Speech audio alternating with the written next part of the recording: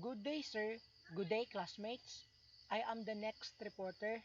The title of my report is about maximizing the use of the overhead projector and the chalkboard.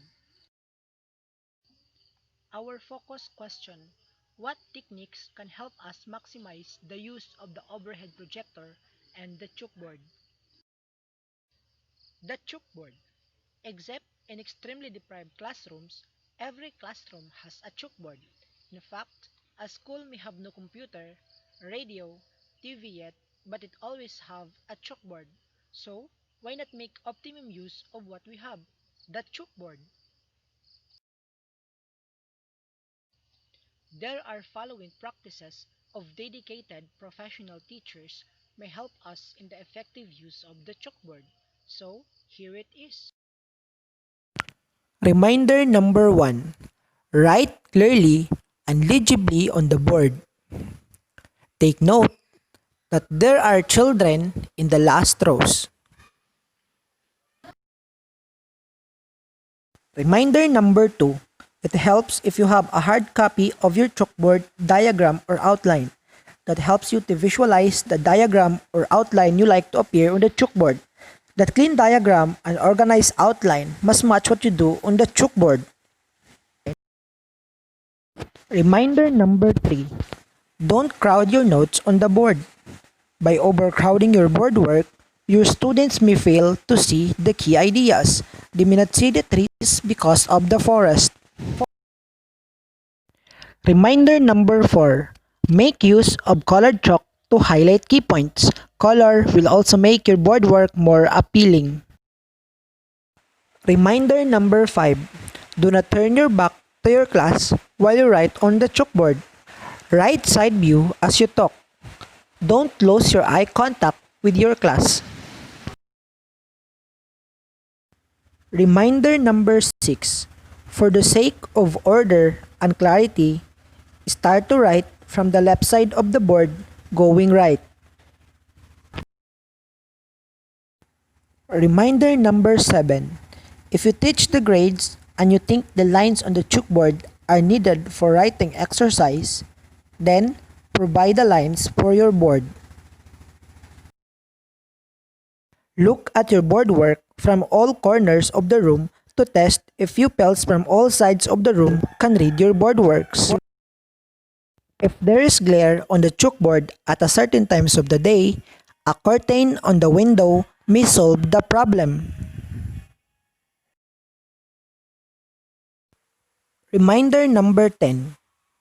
If you need to have a board work in advance that needs to be saved for tomorrow's use, let's say a quiz or a sophisticated diagram, write, please save, and cover the same with a curtain.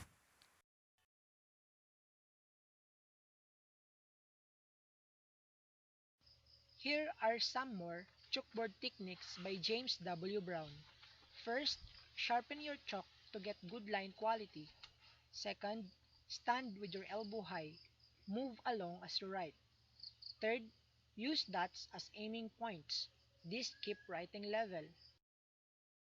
Fourth, make all writing or printing between 2 and 4 inches high for legibility.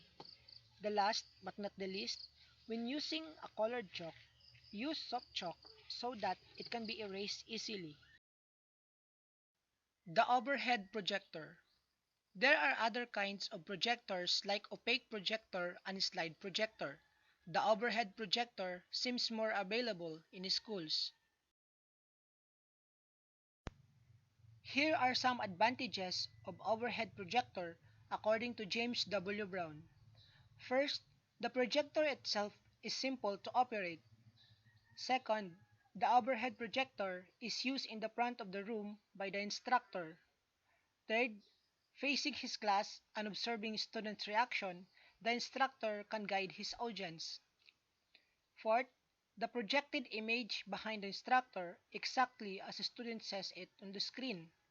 The last, it is especially easy for teachers and students to create their own materials for use in the overhead projector.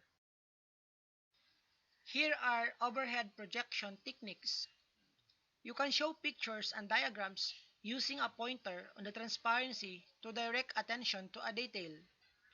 You can use a felt pen or wax-based pencil to add details or to make points on the transparency during projection. You can show three-dimensional objects from the stage of the projector. You can move overlays back and forth across the base in order to rearrange elements of diagrams or problems. For special purposes, you can simulate motions on parts of a transparency by using the effects of polarized light. You can simultaneously project on an adjacent screen other visual materials. Stand off to one side of the overhead projector while you face the students. Don't talk to the screen. You have your students. Place the overhead projector on a table low enough so it does not block you or the screen. Avoid the mistake of including too much detail on each image. Avoid large tables of figures. Don't read the text on your slide. Avoid too much text. And your presentation must be readable from afar. Here are some images or pictures showing the advantages and techniques using of overhead projector. And that's the end of my report. Thank you for listening.